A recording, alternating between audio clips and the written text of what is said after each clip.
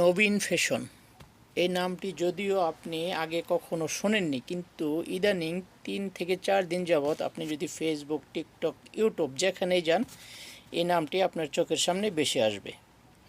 আমরা বাঙালিরা যে কাণ্ডজ্ঞানহীন সেটা আবারও প্রমাণ হলো। ঠিক আছে, নবীন ফ্যাশন সারা জনম পাঞ্জাবি বিক্রি করেও, 1000 কোটি টাকা খরচ করেও এত জনপ্রিয়তা পেত না। ঠিক আছে, যারা এই কাজটা করেছে আমি মনে করি তাদের এ আন্দার মে কুছ নিয়ে। আর যদি এটা নবীন ফ্যাশন ইচ্ছাকৃতভাবে করে থাকে তাহলে বলতে হবে তাদের ব্রেন আছে।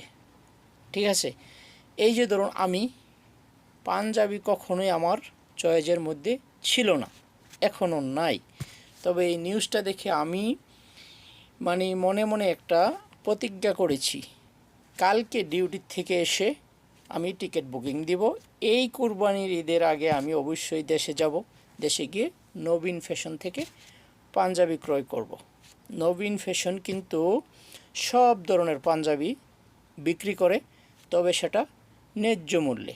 আপনি যদি কোটিপতি হন আপনার জন্য পাঞ্জাবি আছে, আপনি যদি দিনমজুর হন আপনার জন্য পাঞ্জাবি আছে। সেটা নবীন ফ্যাশনে যেতে হবে। এই যে তাদের একটা জনপ্রিয়তা পাইছে, এটা কাদের জন্য? ওই যে কাণ্ডজ্ঞানহীন যারা গিয়ে বাধা দিছে, দোকান বন্ধ করার জন্য হুমকি দিছে, তাদের কারণে। আমি যদি এই নিউজগুলি না দেখতাম তাহলে আমি কখনোই 2600 রিয়াল বা 2500 রিয়াল দিয়ে সৌদি এয়ারলাইন্সে টিকিট বুকিং করতাম না। কালকে আমি অবশ্যই টিকিট বুকিং দিব, নবীন ফ্যাশন থেকে পাঞ্জাবি ক্রয় করার জন্য আমি দেশে যাব। খোদা হাফেজ।